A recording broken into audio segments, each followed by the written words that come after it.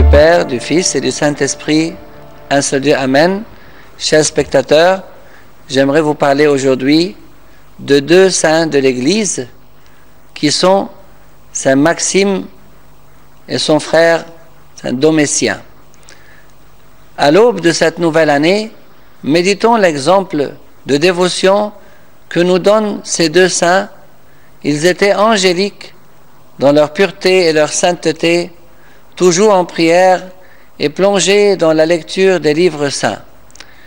Ils ont réalisé que ce monde n'est qu'un lieu de passage provisoire et ils ont décidé de l'abandonner pour mener une vie monastique. Dans leur jeunesse, ils demandèrent à leur père Valentinien, un empereur romain qui craignait Dieu et qui était ferme dans sa foi, de les autoriser à partir pour la ville de Nicée pour prier dans cette ville où se tint le premier concile œcuménique en l'année 325 après Jésus-Christ. Valentinien se réjouit de leur requête et mit à leur disposition une escorte de soldats ainsi que des serviteurs, comme il était de coutume chez les enfants d'empereurs. Mais une fois arrivés à destination, les deux frères demandèrent à leur escorte de retourner chez leur père car ils souhaitaient prolonger leur séjour. Maxime et Domitien voulurent prendre le saint habit monastique. Ils le demandèrent à un moine qui refusa car il craignait la réaction de leur père et il leur conseilla d'aller chez saint Agapus en Syrie. Avant de mourir, saint Agapus les consacra moines en leur disant qu'il avait eu une vision nocturne où saint Macaire lui apparut et lui dit « Commande à tes deux fils de venir à moi après ton départ, afin qu'ils deviennent mes enfants. » Saint Agapus leur demanda donc de rejoindre saint Macaire après son départ.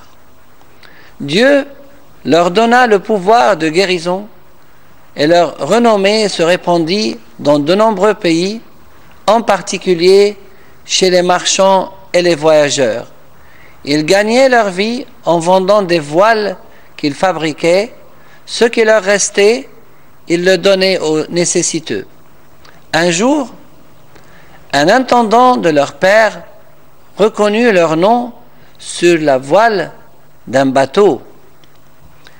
Le propriétaire du bateau expliqua « Ce sont les noms de deux moines qui sont frères.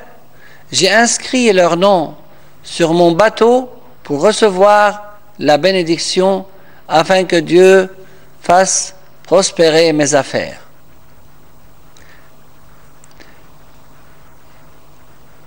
Il les décrit à l'intendant qui reconnut les fils de l'empereur.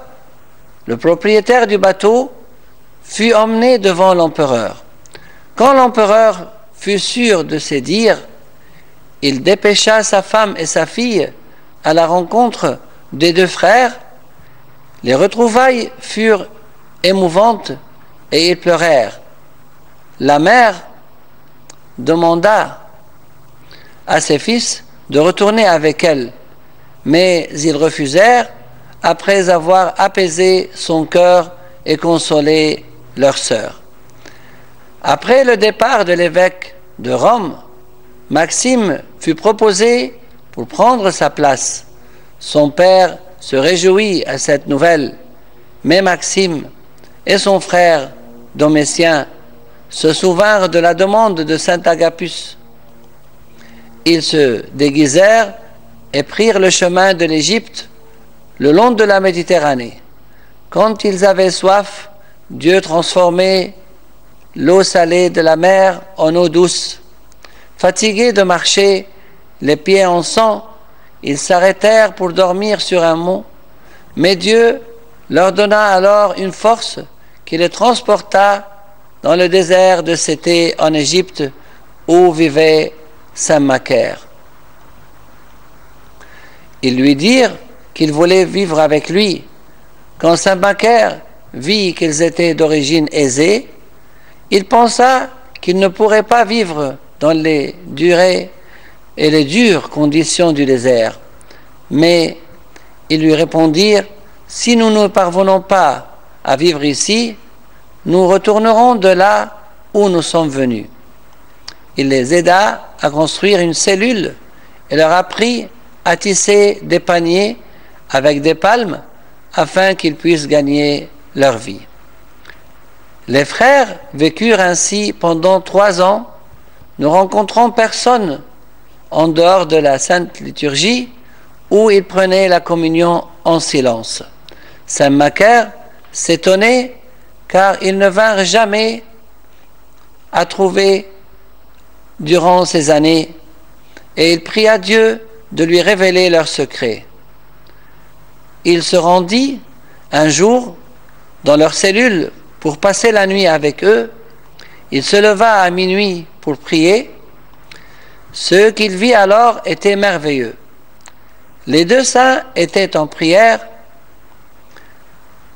Un rayon de lumière partait de leur bouche vers le ciel. Les démons étaient autour d'eux comme des mouches, mais les frères étaient protégés par un ange du Seigneur qui tenait une épée de feu. Le lendemain, saint Macaire les revêtit de l'esquime et leur demanda de prier pour lui. Eux s'inclinèrent à ses pieds en silence. Ayant achevé leur combat, le Seigneur voulut reprendre les 2 frères. Saint Maxime tomba malade et demanda à saint Macaire de le visiter.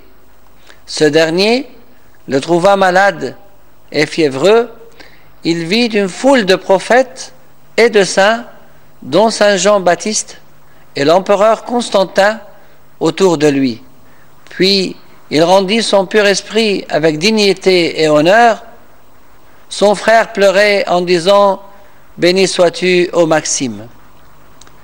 Saint Domitien pleura amèrement et demanda à saint Macaire de prier le Christ afin qu'il le reprenne lui aussi pour retrouver son frère. Après 3 jours, saint Domitien tomba malade. Saint Macaire partit le visiter. En chemin, saint Macaire vit la même foule de saints transportant l'âme de saint Domitien au ciel. Quand il arriva dans la cellule, saint Domitien avait quitté ce monde. Saint Macaire plaça son corps auprès de son frère. Le monastère auquel saint Macaire donna leur nom, le monastère de la Vierge Marie, Paramos ou Par Roméos, qui signifie des Romains, existe toujours dans le désert de Cété, et l'Église commémore les 2 saints le 14e et le 17e jour du mois copte Touba. Que leur sainte bénédiction soit avec nous tous. Amen.